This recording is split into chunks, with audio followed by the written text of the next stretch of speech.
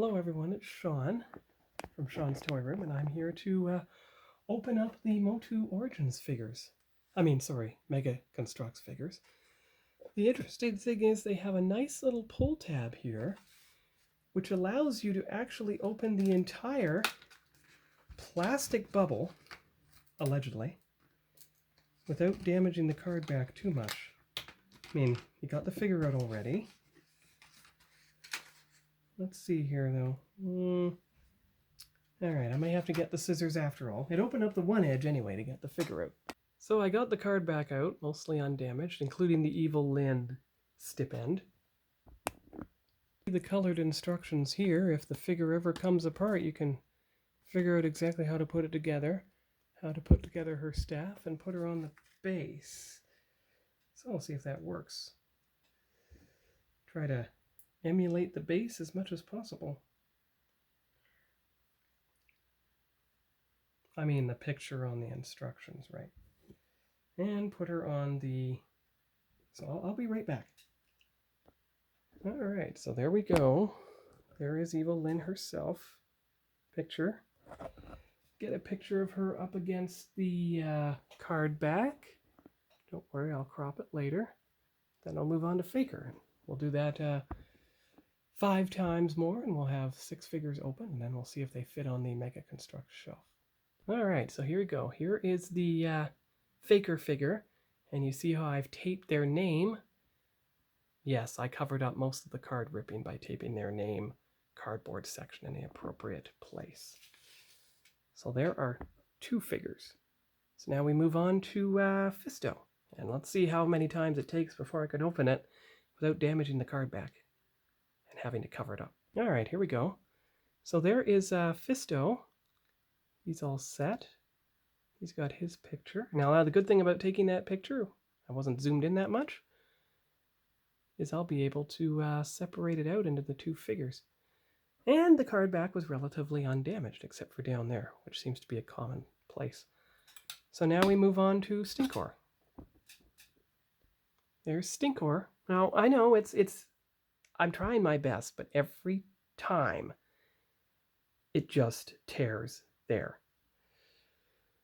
But at least it's coming out. It's got its figures. It's got its weapons and everything. Its shield. So that's good. I love the bright colors.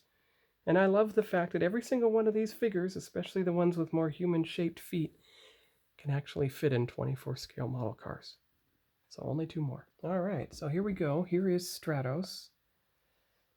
There you go. Now I know he's not exactly posing with the card back, but he is posing with the instructions on the instruction pose. You see, that's where all the parts go. If he ever falls apart, all the little parts that attach to his staff. Now the interesting thing is that his little staff here, let me get the picture first.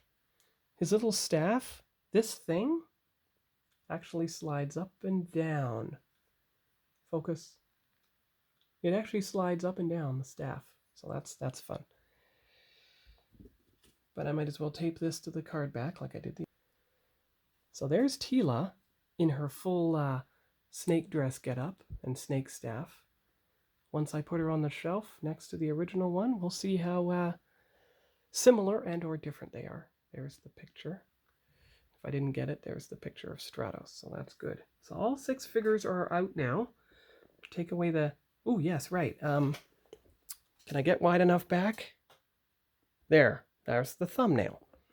So now I'm going to take away the card backs, take away the instructions, reveal the Construx shelf, and we'll see how it all looks. All right, so here we go. I'm going to zoom in a bit.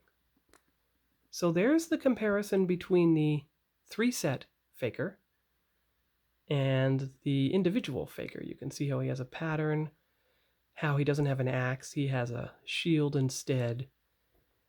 But by and large, his outfit doesn't look entirely different. Now, if we move over here and we look at the 2 Tilas, you'll see that the one that came in the 5-pack does not have the whole snake outfit, and her sword and shield are a completely different shade of red. And look at, they even reversed the boots. She has the burgundy boots, while she has the burgundy staff and the burgundy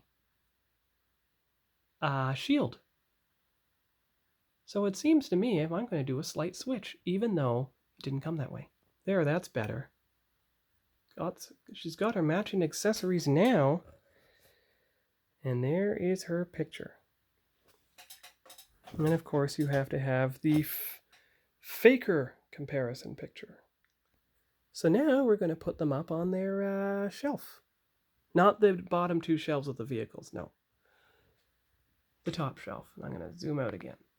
So I'll be right back once the pause symbol appears again. Arrange the shelf a bit to make everything fit. So there is the shelf.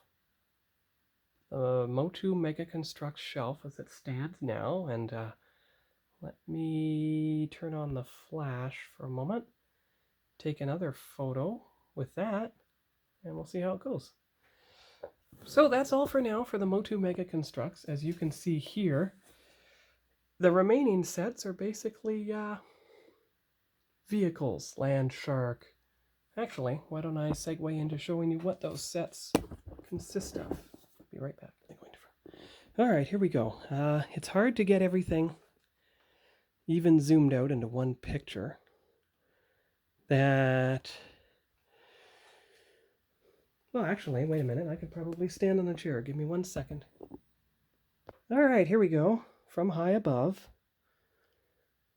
Actually, I'm going to take it this way and then turn them all around. All right, here we go. So you have the big battle cat, which is way bigger than everything else. Panther at point dread, which is in scale, so Skeletor will finally have a Panther to ride on, just like He-Man has a battle cat. You have Roboto with the land shark, which Skeletor appears to be driving. You have the older style Masters of the Universe. See the difference in the font? Before Origins. I believe that is the Wind Raider. There's another Skeletor. And then, of course, you have Hordak's Monstroid. Now, if we look at the Skeletor that comes with this, yeah, you see? So another Skeletor. And then, of course, another Skeletor. Battle Armor Skeletor this time. Good. Now, let's take a look at the back of Panther and Point Dread. Is that a second Battle Armor Skeletor? Yes, it is, but you see how it appears to be darker? Let's take a good look. Well, actually, it's almost the same color. Oh, and look at the other figures that come with it. So what I plan to do, because I've opened enough Star Wars figures for the time being, is to actually pick the first piece, the smallest piece, and do a build video on it. Now, I know my MegaConstrux shelf is full, so I'm going to have to find another one, which is probably one of the shelves down here, and that should be enough to take care of the figures. Well, there we go. So my filming table is back to normal, ready for the next set to be opened. And that's all for now for Sean's Toy Room, and I'll post this video on Friday. Bye-bye.